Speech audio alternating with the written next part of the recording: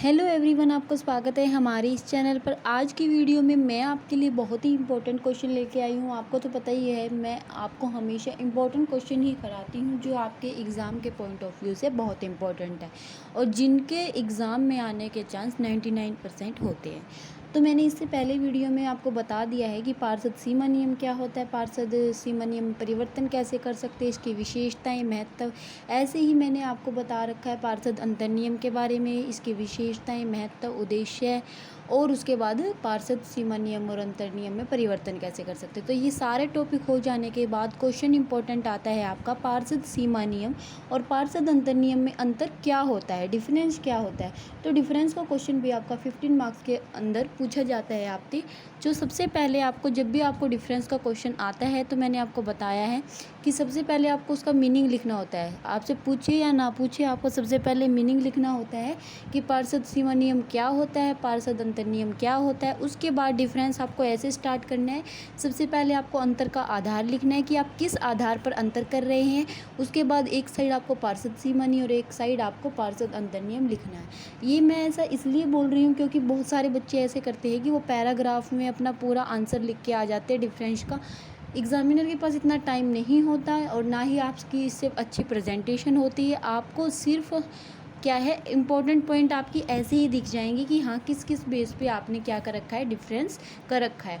तो आपको हमेशा ऐसे पैराग्राफ बना के नहीं लिखना, आपको क्या है, बेसिस के अकॉर्डिंग डिफरेंस लिखने हैं। तो शुरू करते हैं हमारी वीडियो। सबसे पहले आपको मीनिंग लिख देना है। पार्षद सीमा नियम क्या होता है? पार्षद सीमा नियम एक ऐसा प्रलेख होता है, सबसे महत्वपूर्ण प्रलेख होता है जिसमें हम कंपनी के उद्देश्य को लिखते हैं कि कंपनी के उद्देश्य क्या क्या होते हैं। ठीक है।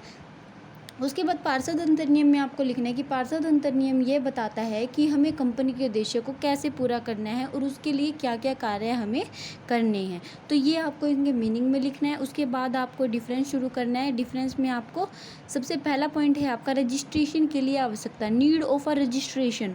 कंपनी का रजिस्ट्रेशन कराते समय इसको तैयार करना आवश्यक है, इसके बिना कंपनी का रजिस्ट्रेशन नहीं हो सकता। जब तक हम पार्षद सीमा नियम नहीं बनाते तब तक हमारे कंपनी का रजिस्ट्रेशन नहीं होता। ठीक है। जिस टाइम हम पार्षद सीमा नियम बना लेंगे उसी टाइम हमारी कंपनी का रजिस्ट्रेशन हो जाएगा।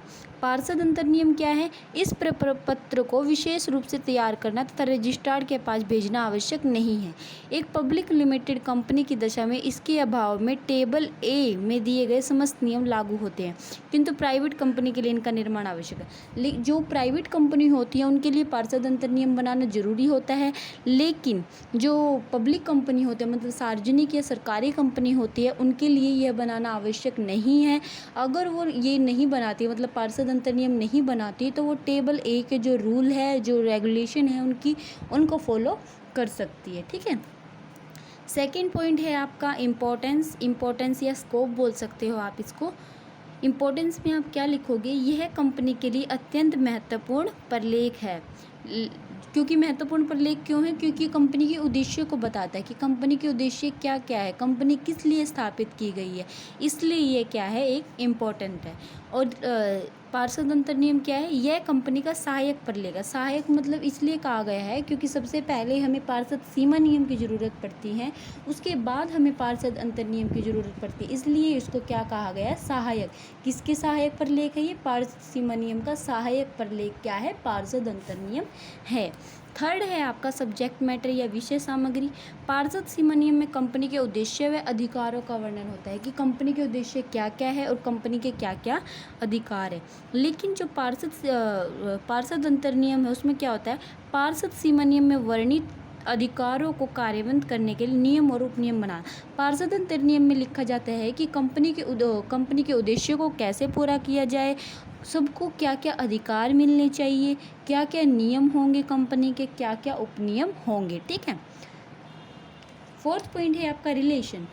यह कंपनी व इससे संबंधित बाहरी व्यक्तियों के बीच इस प्रकार संबंध स्थापित करते हैं जैसे इनके बीच ठहराव हो। मतलब एक तरह से एग्रीमेंट की तरह ये क्या करता है? कार्य करता है, क्योंकि कंपनी इससे बाहर कोई भी कार्य नहीं कर सकती। लेकिन जो पार्षद अंतर नियम है यह कंपनी व सदस्यों के बीच विवेचना करता है। मतलब ये क्या है? एक तरह से नॉर्मली रिलेशन दिखाता है कि हाँ भाई कंपनी के उद्देश्य ऐसे पूरे करने हैं हमें। ठीक है। एग्रीमेंट तो क्या होता है? जैसा हमने बोल दिया हमें वैसा ही करना है, लेकिन इसमें चेंज किया जा सकता है, इसलिए इसको क्या बोला गया है, सिंपल मतलब एक तरह से विवेचना करता है। 5th पॉइंट है रेगुलेशन। पार्षद सीमा नियमन केवल कंपनी अधिनियम 2013 के अंतर्गत आता है। ये किसके अंतर्गत आता है, 2013 के अंतर्गत। पार्षद अंतर नियम का नियमन कंपनी अधिनियम 2013 व पार्षद सीमा नियम दोनों के द्वारा ही किया जाता है। मतलब इसका कंपनी अधिनियम के द्वारा भी हो सकता है और पार्षद सीमा नियम दोनों के द्वारा इसको पूरा किया जा सकता है।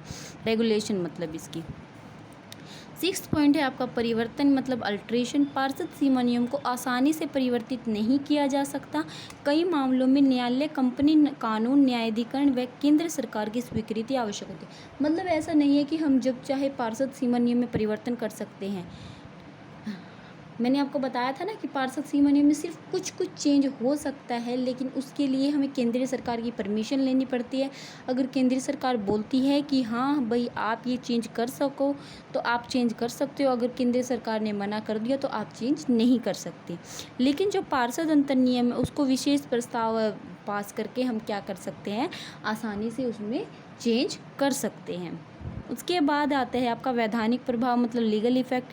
सामान्यतः यह आशा की जाती है कि कंपनी के साथ व्यवहार करने वाले प्रत्येक व्यक्ति पार्षद सीमा नियम की व्यवस्थाओं से परिचित है।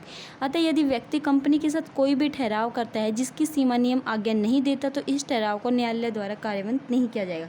मतलब क्या होता है, लीगल इफेक्ट ये होता है कि अगर कोई व्यक्ति कंपनी के साथ कोई भी कॉन्ट्रैक्ट कर रहा है तो उसको क्या है, पार्षद सीमा नियम में लिखी हुई सभी बातों की क्या है, अच्छे से जानकारी होनी चाहिए, यह मान के चला जाता है। बाकी अगर उसको जानकारी नहीं थी और वो कोई कॉन्ट्रैक्ट कर लेता है तो वो न्यायालय में जाएगा वो मामला, ठीक है, मतलब कोर्ट उसका फैसला करेगा। उसके बाद पार्षद अंतर नियम में क्या होता है, पार्षद सीमा नियम की भांति पार्षद अंतर नियम के संबंध में भी यह आशा की जाती है, मतलब इसमें भी यही बात की जाती है कि मतलब सबको जो भी कॉन्ट्रैक्ट कर रहा है उसको पार्षद अंतर नियम का भी ज्ञान है। प्रत्येक व्यक्ति जो कंपनी से व्यवहार कर रहा है अंतर नियमों से परिचित होगा, परंतु यदि इन नियमों का उल्लंघन भी हो जाता है तो वह इस ठहराव को कार्यान्वित करा सकता है, बशर्ते कि इस प्रकार के उल्लंघन का ज्ञान न हो।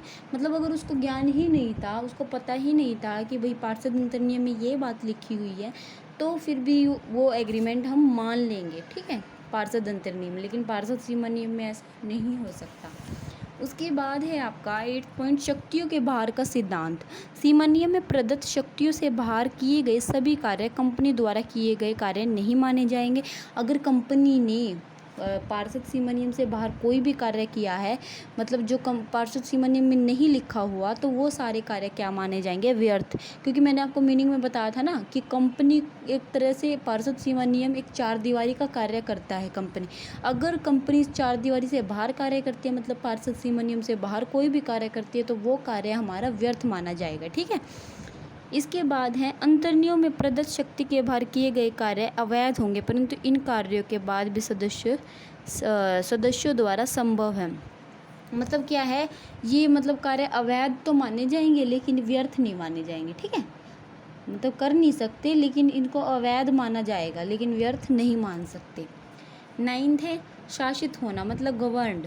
अंतर्नियम में ऐसी कोई व्यवस्था नहीं की जा सकती कि पार्षद सीमा नियम के विपरीत हो। दूसरे शब्दों में पार्षद सीमा नियम अंतर्नियमों द्वारा शासित नहीं होता। मतलब पार्षद सीमा नियम किसी भी प्रलेख द्वारा शासित नहीं होता। पार्षद नियम सबसे पहले बनाया जाता है, सबसे मुख्य और सबसे पहला इम्पोर्टेंट डॉक्यूमेंट है।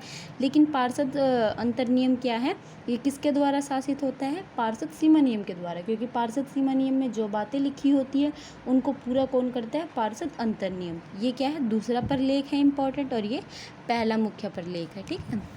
इसके बाद 10th पॉइंट है आपका उल्लंघन मतलब डिफेंस। इसके विपरीत किया गया अनुबंध न्यायालय में मान्य नहीं है। अगर इसमें कोई बात नहीं लिखी हुई और उस बात से कॉन्ट्रैक्ट कर लिया जाए तो वो कार्य हमारा व्यर्थ माना जाएगा, लेकिन अंतर्नियमों के बाहर किया गया अनुबंध न्यायालय में मान्य होगा, ठीक है। उसके बाद मतलब अंतर्नियमों से बाहर हम कार्य कर सकते हैं। एक पॉइंट आप इसमें 11th यही लिख सकते हो, ये सबसे पहला मुख्य प्रलेख है और ये सेकंड मतलब सहायक प्रलेख है। तो ये था आपका 10 पॉइंट इसके डिफरेंस के। उम्मीद है आपको सारे पॉइंट अच्छे से क्लियर हो गए होंगे।